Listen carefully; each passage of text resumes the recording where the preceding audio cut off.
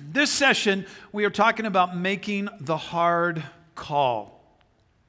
And the reason I asked for senior leaders and executive teams is I thought I made a lot of calls as a youth pastor.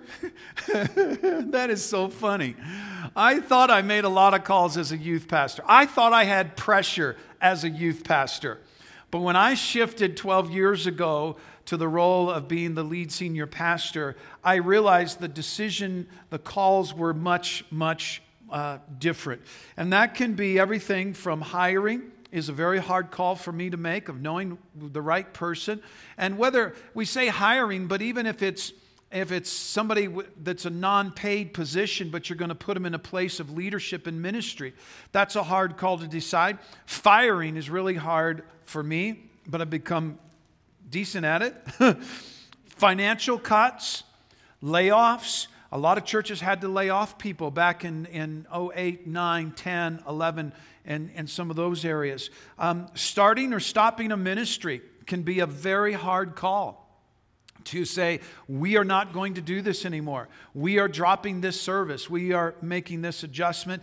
And then adding a service, deleting a service, deleting Sunday night. I don't know what you guys are experiencing in your communities, but one of the vibes that is going on, a really good pastor friend of mine here, I was asking him about Saturday night service, and they do it, and he's like, don't do it. Don't do it. If you got to add a service, add it on Sunday. And then we're listening to Pastor Stanley and Pastor Groeschel at Catalyst, and they said that the new Saturday night is Sunday or Sunday afternoon or Sunday night, just a duplication of that service. Craig Groeschel is actually, they've got several campuses that are working with a Monday night model to see if Monday nights, if people could, that's typically an off night. And here's our approach. We'll do services whenever we think we could catch more fish. If that's a Thursday morning at 6 a.m. net, we would do it. Just struggle to get me there. All right, let's talk about our leadership role. How do you know when you're the leader? When you have to make the decisions nobody else wants to make. It comes down to you. That Kim's like, honey, I don't know. It's up to you. Some very, very hard calls, and what a difference it is. Example, we started a Friday night service, and we started that Friday night service, and after 20 months, we went, it's not happening. We're just not seeing the fruit, the results, and so we are going to cut off the Friday night service.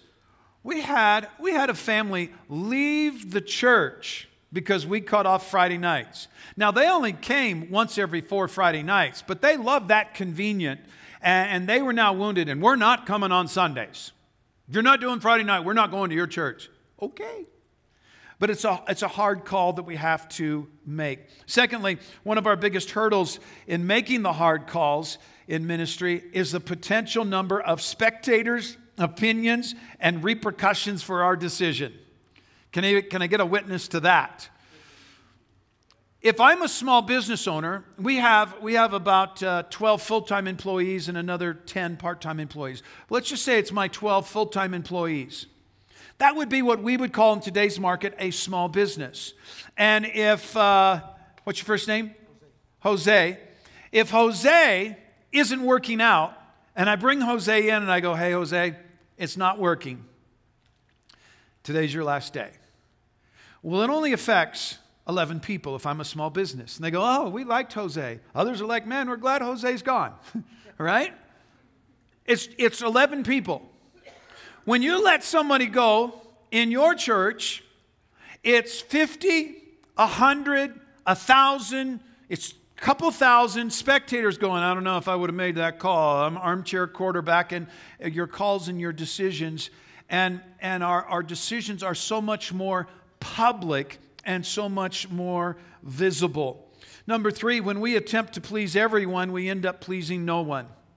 And I see pastors getting stuck in this on a regular basis, is their vision and their mission is constantly in, in this morphing And this warping, because this family who gives a lot of money really wants to emphasize on this, and this family who's an anchor member family, been with us forever, really thinks we should do this. And so you put your vision out there, and your vision attracts people, or it detracts them.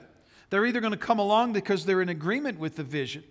And so if we end up trying to please everyone, nobody's pleased. And then the vision is not fulfilled and the mission is not accomplished. And so it comes down to too many ministers believe that it's our job to make everyone happy, when our job is to follow the vision and the plan that God has given to us. And that means there will be people that will, when our church was young, a lot of people would see us as vulnerable, and they wanted to come in when we're young to try and make us what they thought the church should be. And I had to keep giving the vision, keep declaring, this is who we are, this is where we're going, this is what we're about, this is what our mission is, this is our strategy to get there. And they would either align with that or come off with that. We all know the Pareto principle, the 80-20 rule. And more or less, you can just be assured that 20% of your congregation is in opposition to you. 20% are like, I don't think he's that good or she's that good of a preacher. The music's too loud and I wouldn't go here, but my kids like it. And they have negative attitudes and opinions. And so we can beat ourselves against the wall if we're trying to make everyone happy. I'm out to please an audience of one. I love some stats Pastor Osteen shared. He said 25% won't like you and never will. 25% will like you, but they could be persuaded not to like you. 25% will like you. 25% won't like you, but could be persuaded to like you. And number 3, 25% like you, but they could be persuaded not to like you. And 25% will like you and will stand by you no matter what. And so we have those varying degrees of people in our church that, and we have to recognize those categories exist.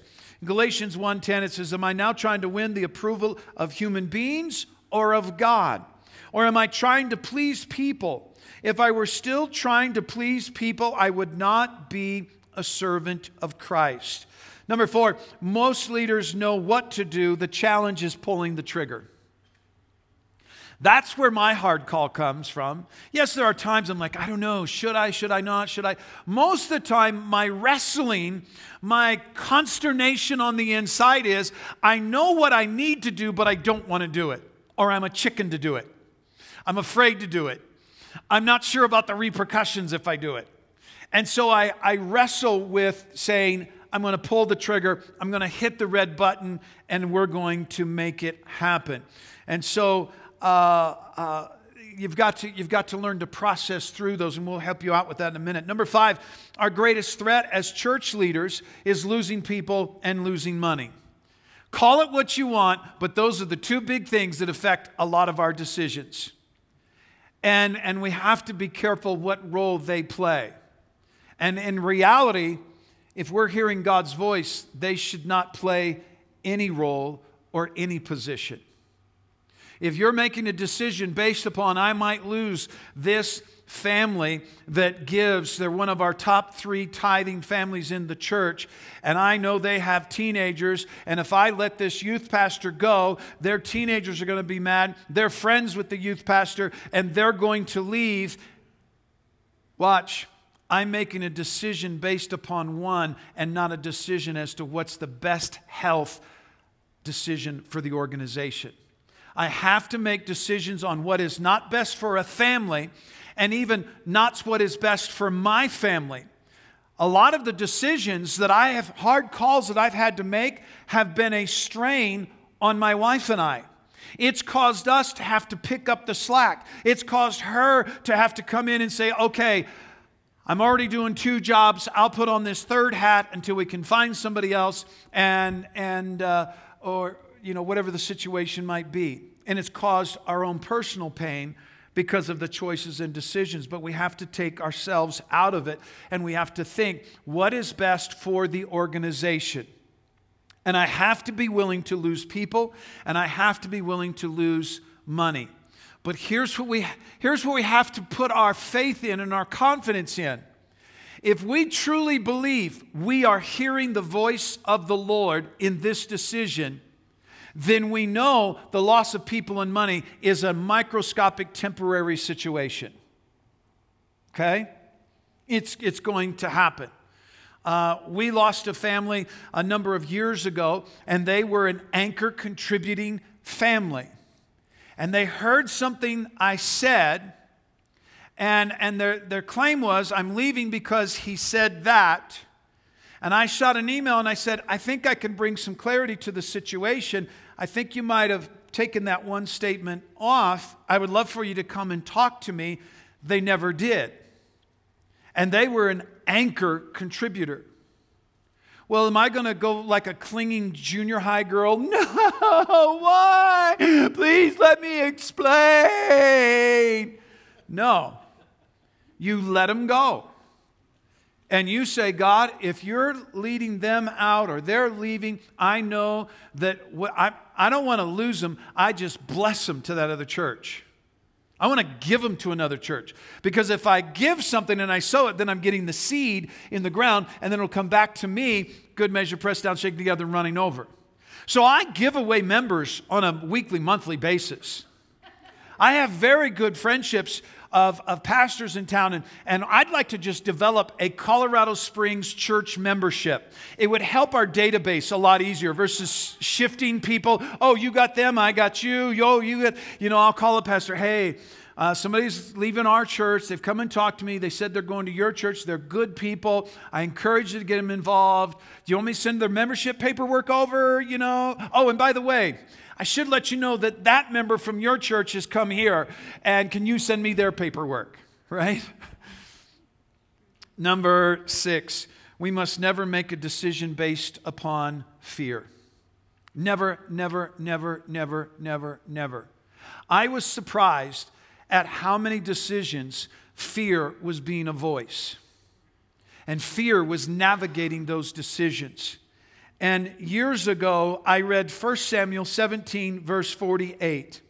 As Goliath moved closer to attack, David quickly ran out to meet him. I was reading through, I'd read the story of David. I've taught it a zillion times. And I saw those words and I went, hold the train. The armies of Israel were defeated because of fear. David ran at the thing that everyone else feared. And that is what brought the victory. Fear is false evidence appearing real. Its fear is designed to keep you from fulfilling and doing. It's what kept the children of Israel out of the promised land. The land was there, theirs. All they had to do was walk in and take it. But fear said, you can't take it. And how many in our lives, in our churches, in our decisions, in our stretching out, that fear tried to stop us and say, don't let go. Don't make that decision. This could happen. This could happen. This could happen. This could happen. If anything, watch this. Whatever it is, whatever the voice of fear is telling you. So let's say if you make this decision about the youth pastor, you're going to lose that giving, contributing family. I would tell you to run at it. Because what the enemy's trying to get you to do is to not make that choice, not make that decision, so that it'll hinder all the teenagers that are in your church. You need to make that call, whatever it is. Run at the thing you fear the most. Make it happen. Fear is trying to potentially keep you from the thing that you need to do. Let me just skim down here. Excuses are diversions of the enemy to keep you out of the promised land God has for you. They're diversions. And so whenever I'm going through the process and I've got a tough call to make, Kim and I will discuss, I'll talk with the Lord, and I'll say, what is fear trying to tell me to do? Am I not making this decision because of fear? And I'll tell you, one of my biggest things that I have to tackle is disciplining my staff. to call them in and say, hey, you messed up here. You didn't handle that right. I want my staff to like me. But I'm afraid that they'll get disenfranchised, disenchanted. They won't like working here. And then how does the enemy play it out? Well, you're going to get in their face, and then they're not going to say they don't want to work here, and then they're going to leave, and then you're going to be without somebody. Then you're going to have to find somebody, and you might as well just not say anything and keep them happy. Well, now that behavior is going to be reproduced over and over and over again unless I address it and I deal with it and I talk to them about it. Number 7, which leads right into this, our greatest strength is also our greatest weakness. Okay? Ask somebody who has known me for a decade or two and has watched my leadership style. Ask my staff today. All right? I would venture to say almost every person on my team today would testify to this. Dean is the nicest person I have ever worked for. It's a strength. Ask people that come to my church. They go, he's a nice pastor. But it's my greatest weakness. Because there are times that I can't be nice. Now, I'm not talking about being mean. I'm talking about we minister with love. But my niceness is my greatest challenge, that I don't want to make that hard call. I don't want to hurt someone. I don't want to offend someone. I don't want someone to be disappointed. Now see, flip side, nice is not some of your problem. That's what some of you need. Okay? I'm a high I sanguine personality. When I started in ministry 35 years ago and I took my first personality assessment, I was all sanguine. I was all I. I had no D, no S, no C, no discipline, no structure. I was just, woo! We're going to have fun in the house tonight. And everybody's going to, it's a party. I was the party guy. I was the entertainer guy. But my youth group was walking all over me. Pastor Gerald used to have me write on my notes. Back when we didn't have these things and we had real paper that we preached from, I would write in a red Sharpie on the top, be mean. Now you said, man, you must have been a bear. No, the filter of be mean, be mean, be mean, be mean came out. Hey guys, don't do that. Okay? Now, take Pastor Gerald's thing.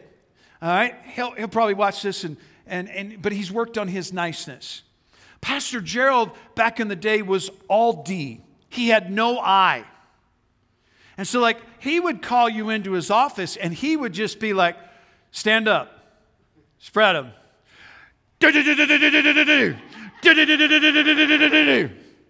I'm done. You want to go to lunch? You just beat the fire out of me. And you like me? Well, yeah. Why do you think I don't like you? Because you just, well, that doesn't mean I don't like you. I'm just trying to straighten out your errors, and don't do that again. Let's go to lunch. Let's hang out. See if Kim wants to come over and you guys come over for nachos tonight. I was like, what? And so see, some of you that have that all D, you need to add some niceness. You need to add a little I to your presentation and need to navigate through that. The church was, I don't know, a couple years old. We had hired somebody, and I'll just leave it at that. We had hired somebody, and they'd been here 60 days. They weren't even going to make the 90-day review. And I'm like, I got to let them go. I'm in our little rental space, and I walk in the men's restroom. It's, just a one stall and one sink and one mirror, and I'm standing in front of that mirror, and I've got a meeting coming up in 30 minutes. I'm looking in the mirror. You're fired. It's not working out. I think we need to make a transition. Remember our conversations? And I practiced for 30 minutes on how to fire someone. And the problem was when I fired you, a lot of my first employees didn't even know they were being fired because I was so nice. They were like, I think I just got fired, but he loves me. All right. And here's what I would tell you. Here's something that has helped me and helped our staff out a lot. We use people keys and that is an online assessment that gives you a spiritual gifts and personality assessment. And then they'll also help you with hiring people. You can have candidates take that. And so I would encourage you to check that out. peoplekeys.com, I believe it is. Number 8, recovery from a bad call is easier when you haven't originally attached God said to your decision.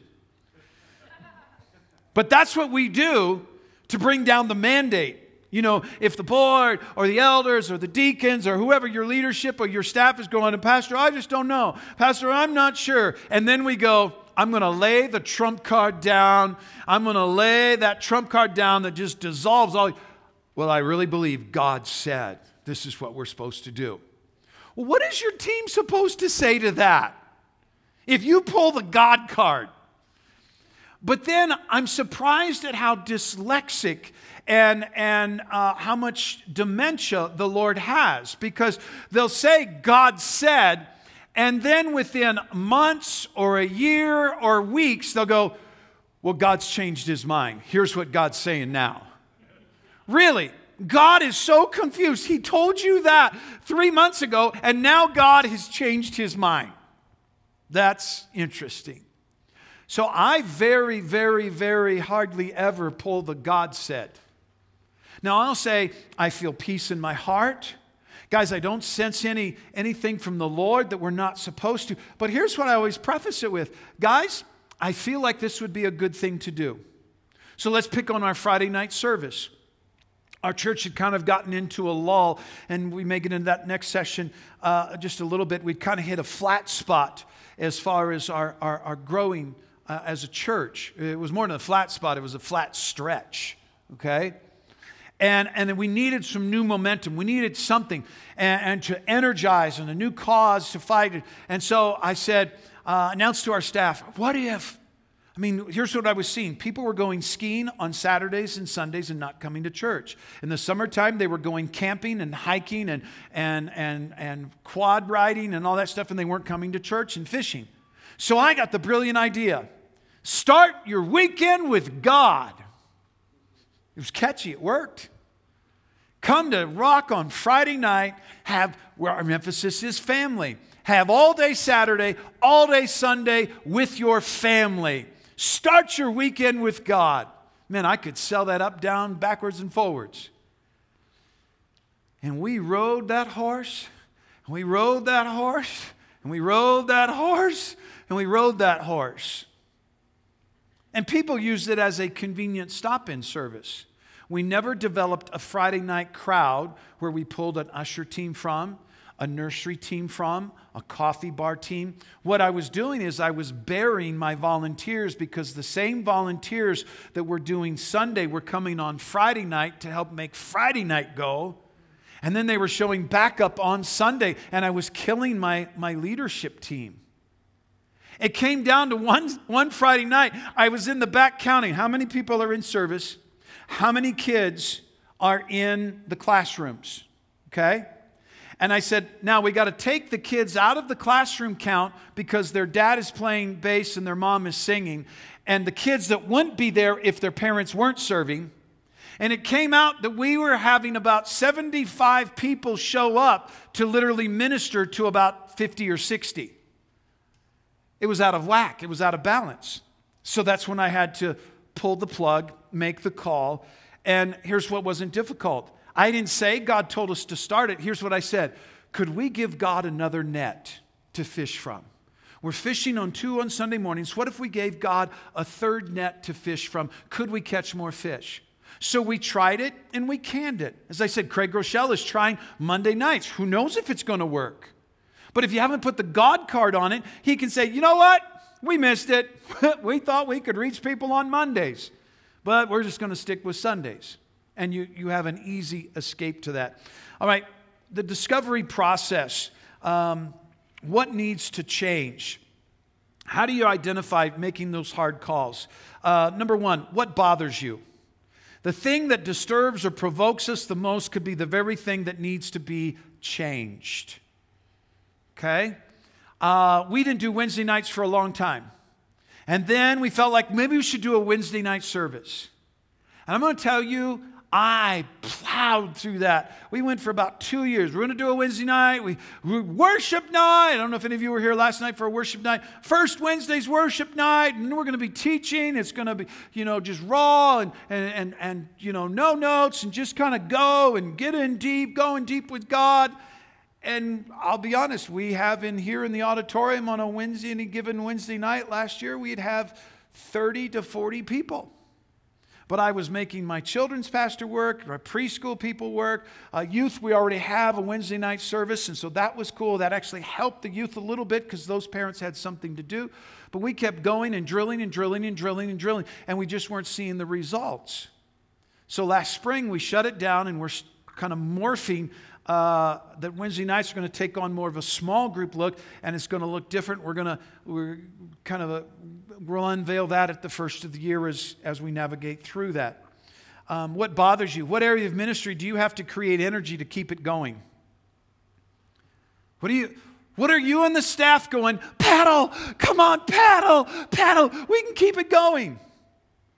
What are you working at too hard to keep going that maybe you need to shut down? Thirdly, are you seeing the desired results or fruit? Are you seeing the desired results or fruit?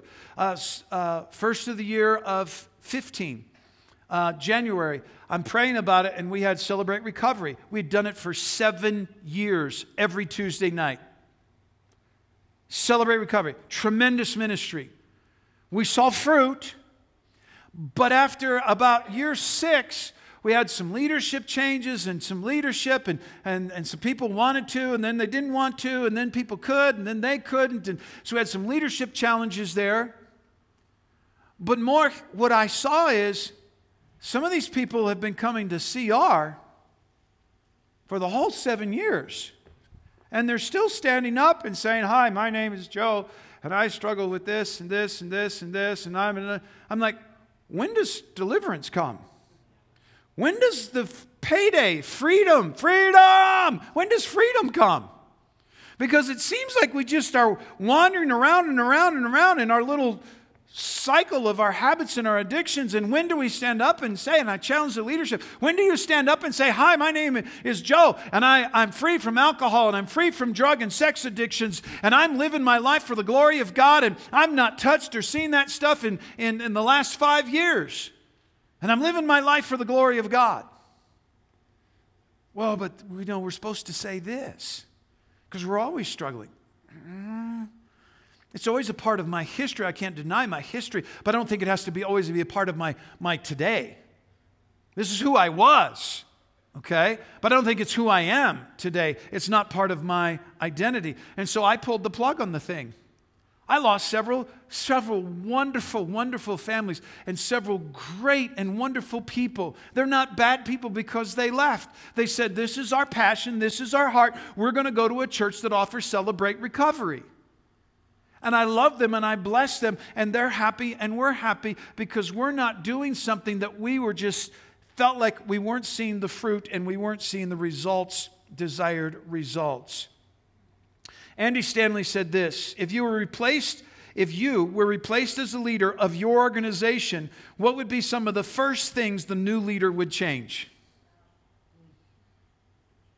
If you resigned, if you need to take a medical leave of absence, and somebody comes in to lead your organization, they go, all right, let's talk with the staff, let's look at our teams, let's look at our processes, let's look at our systems, let's evaluate our services.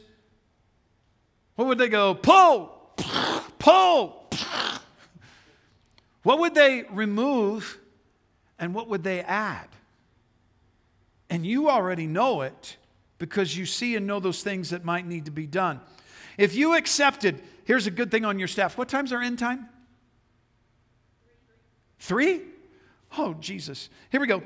If you accepted a position in another state and that church offered to move any and all of your current staff who you want to stay with you, who would you take and who would you conveniently leave behind? You would use it as, hey, I'm taking this new job. I can only take a few people. I just can't take everybody, so I'm sorry you're not coming with me. Could that be somebody that you need to work on a transition. Because you know you're not seeing the fruit, you're not seeing the benefit of that current position. I'm not saying go home and fire everybody. I'm saying maybe you need to look at a transition. Samuel Chan said this: the first time you give serious consideration to firing someone, go ahead and do it right then. Once an employee has crossed that boundary, it is very rare they will ever recover. And I have tried on multiple occasions to denounce that this was true. I'm going to turn this person. I can make it work. I'm going to give them grace. I'm going to give them grace again. I'm going to give them another warning. I'm going to give them another warning. I'm going to give them another warning. I'm going to give them another warning. And if I go back when they crossed that line and I went in my private conversation with Kim and I said, I've had it. I have had it. I'd like to just fire him right now. And then I talk myself off the ledge and I leave him. And the ministry limped along instead of being productive. Okay? Tough place. Number 6, what keeps stirring on the inside of you that you can't get rid of? What have you been ignoring and hoping it would go away? Don't ignore it. If it looks like a duck, walks like a duck, quacks like a duck, the odds are extremely high it's a duck, and you need to make that hard call. Does it get hotter and brighter or colder and darker? That's when I know it's a God idea.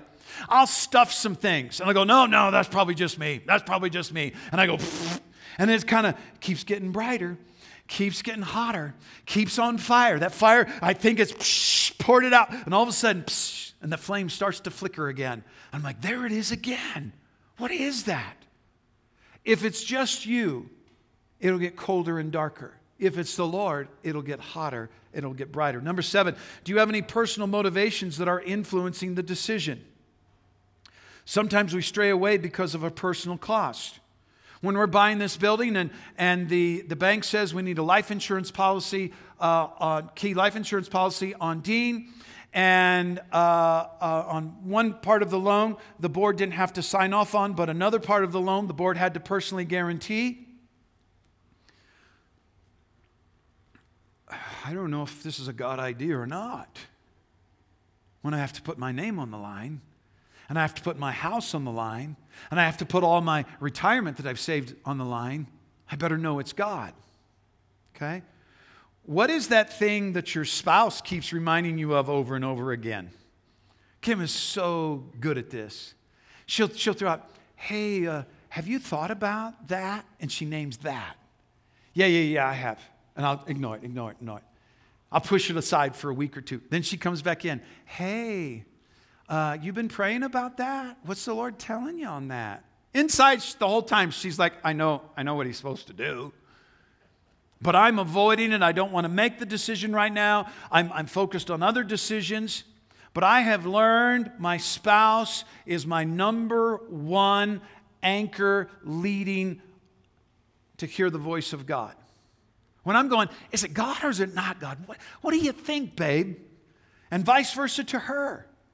It's that confirmation. There's no one that has and knows my heart more than she does, and knows and loves this church more than she does, and that we've given birth to this thing, and this is our baby. And so we need to listen to that. All right, so making the hard call. Let's get through this. Commit the situation to God in prayer. We've got to just put it on the altar and say, God, we're just going to pray this out. We want to hear your wisdom. We're not going to make a rash decision. But God, we pray for the people. We pray for the situation. We pray for the circumstances that are involved. Number 2, we pursue godly counsel of those you trust. Proverbs tells us in the multitude of counselors there is safety. And here's something that I appreciate. On our board of directors, Pastor Mark is on our board of directors, and Pastor Craig in Texas is one of our other board of the directors. And then we've got 5, 6 others here in-house, men in the church, and then Kim and I are on the board. He doesn't care that our roof leaks because he's not changing the buckets every week. He's not emotionally engaged. We have to fix the roof. He's looking at, does it make good financial sense to spend that kind of money now, because he's unemotionally attached. And so that's where I want voices of wisdom that aren't in. If I go to my team and I go, what do you guys think we need to do? Are you sick and tired of being sick and tired of this roof? Should we do something? They're like, yes, Pastor, we're with you. Because they're emotionally invested in it. I need voices of reason that are outside eyes that aren't invested in the circumstances or the outcome to be voices of wisdom for me. Number 3, be patient. Be patient. I always love what Brother Hagin would say. He said, I would rather miss it by being too slow than making a decision too quick. And now you can push that to an extreme where it becomes you're missing it. But if ever I feel pressured, and there are times, I'll pick on Kim, that Kim is like, come on, come on, come on. And I'll go, honey, you need to back off. Because if I feel pressured, I can't hear and know that I'm making a right choice. You got to make a decision by Friday. I don't like those kinds of things at all. I need time to process. Number 4, timing is crucial. Timing is crucial. It's one thing to know the will of God for a situation. It's an entirely new set of directions for the when. You got to know the when. When do we launch a new campus? When do we launch a new service? Too early, we misfire. Too late, there's no momentum.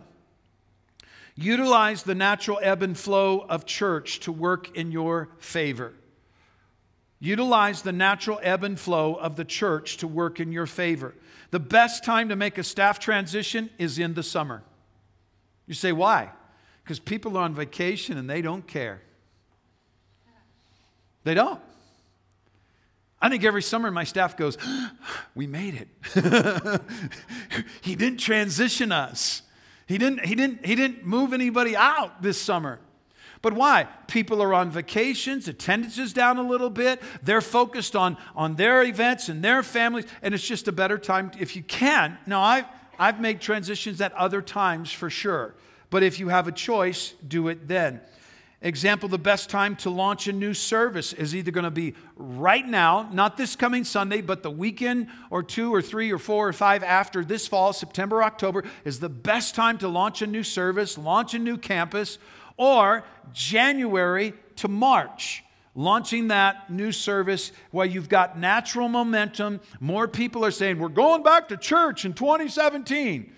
We'll offer them that diversity and launch it there. Number 5, be intentional about the communication process.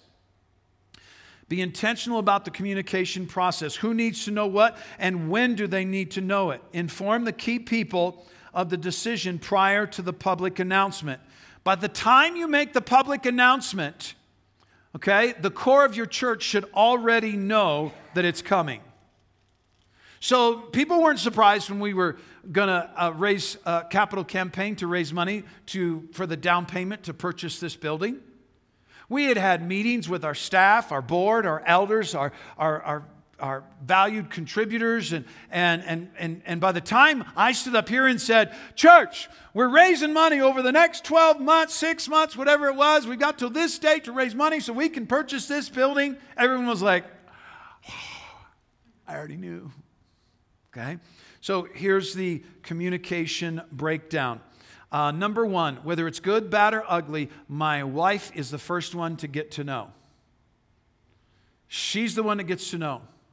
When they bring me the offering deposit and it's way beyond what normal is, I call her first. Honey, we had an extra 20 grand come in the offering.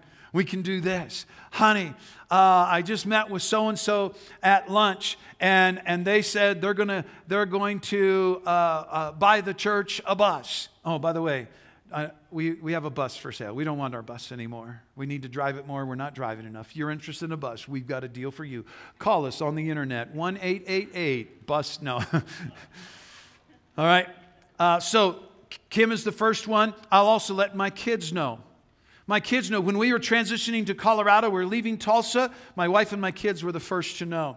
Then, as far as a pastor, my executive team and board of directors, elders, they covered in prayer. I let the pastoral staff know, then the general staff know, volunteer team leaders, anchor members, key contributors, volunteer team members that are impacted, RFC members that are most highly impacted. So, example, we had a children's pastor transition last year.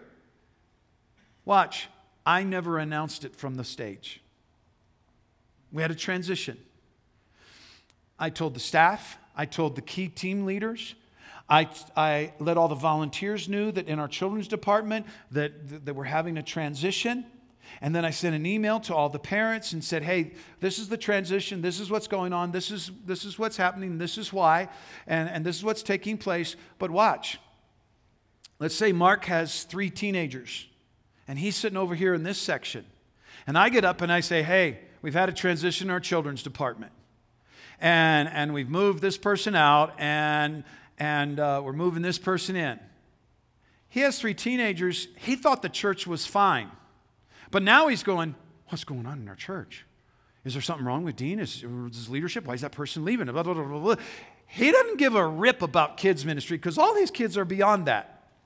And now I've opened him up to speculation and all that negativity. And so at the size we're at, if you're smaller, you probably need to let more people know. But with 3 services at this campus and 2 services at the other campus, people don't. I had someone come up like 3 months after the transition. Hey, where'd that guy go? Oh, you mean him? Yeah, he left 3 months ago. Huh, okay. All right. Number 6, be as transparent with information as the situation will allow. Help people understand the process to your decision, and there will be greater acceptance. Address their concerns. This one's huge. Address their concerns and questions before they are asked. So when I presented, we're going to buy this building, a lot of people are like, why do we want to go in debt? I thought God called us to be debt-free. I don't understand, blah, blah, blah. I knew that was their question. Before they ever ask it, I threw out all the numbers. And I said, if we buy, well, this is what we're paying for rent. We're paying $19,000 a month for rent. If we are owners of the building, we are going to be paying $16,000 a month for our mortgage, and we have the income of the tenants to help us pay for the utilities. And if our money is now shrinking our total purpose to the point where we can be debt-free. If we stay as renters, we will be paying $19,000 and beyond every single month till Jesus comes back. And people went, okay, I think it's okay to go in debt and have a mortgage. You gotta give them that vision. Okay? Let me give you one quick example, and then we'll finish here with the minute.